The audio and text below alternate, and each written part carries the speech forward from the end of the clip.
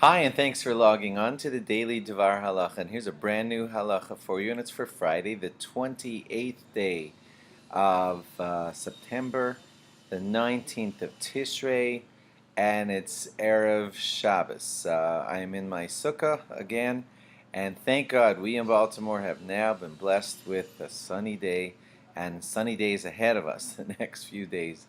Thank God. I want to talk to you a little bit about what you need to know for Shabbos Chol HaMoed. First of all, you will not be using your esrog and lulav. If you didn't know this, that makes that your esrog and lulav are also Muktzah on Shabbos because they have no purpose, no use for this particular Shabbos. And that's a little bit important because to those of you who have been leaving the esrog and lulav on a table inside of the house, perhaps on the dining room table, it would be considered muktzah. And if you needed to use the dining room table for something, like let's say it rained in your sukkah, which won't happen here in Baltimore, but let's say it rained in your sukkah and you wanted to go into the dining room indoors and you would find your esrog and lulav on that dining room table, it would be problematic. When something is muktzah, a kli shemalachto le'isser, which means it's muktzah is because it's used for forbidden purposes like a ham or that kind of thing, those kinds of things are allowed to be moved letzorech makomo for their place.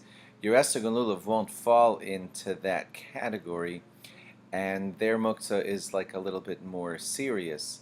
And therefore, it's a really good idea to make sure to put away your esrog and your lulav before Shabbos so that they won't be in any way encroaching on anybody's space during the day of Shabbos. The shul that I just davened at this morning announced to all the men that they should please move their esrogim and their lulavim off of the tables so no one should encounter them on Shabbos inside of the shul. Please note also that starting Matzoi Shabbos on Saturday night and Sunday, it's going to be Hoshana Rabbah. Hoshana Rabbah is like the final seal on everything that went on Rosh Hashanah and Yom Kippur. And that being the case, there are all kinds of special customs involving Hoshana Rabbah. Like, for example, some people stay up all night learning on Hoshana Rabbah night. That'll be Saturday night. Other people say there's different things that could be davened, and it's a holy day, and you should not be planning to be just out at a, I don't know, pizza shop or something. It's special. Special. It's not prohibited to go to a pizza shop, trust me, but plan to spend your Saturday night, your Matzai Shabbos of Hoshana Rabbah, involved with Torah and learning, if possible. And then on Hoshana Rabbah morning, there's a very special davening. At the beginning of the davening, it resembles a Shabbos and Yontif davening, and then it switches over after, well, at the Psuke de Zimra. You'll have to follow the siddur to get it exactly, but it switches over, and then it's a long davening, and we circle the bima 7 times instead of the 1 time that we've been doing throughout Chol HaMoed.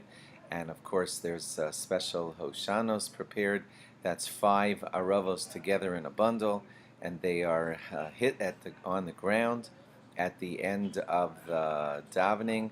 And that is somewhat symbolic, according to some, of the lips, represented by the aravos, and how we're going to smack our lashon hara to the ground and use our lips only for Torah. There are many other people who say other symbolisms in why we beat the Hoshanas on the ground. 5 times is the common custom, to hit them 5 times onto the ground at the end of the Hoshana Rabbah davening, kind of, near the end of the davening. And many other customs follow the day. It's not a Yom Tov per se, but it's a very special day, and it's as close as you can get to being a Yom Tov. People will be dressed up, and most often in their Shabbos finery.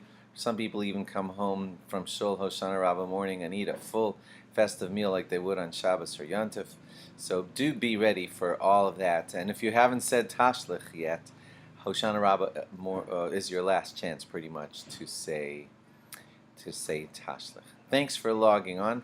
Have a very good Shabbos and log on again after Shabbos on Hoshana Rabbah, when we'll probably give you some laws about Shmini Atzeres and Simchas Torah. Bye-bye. Good Shabbos.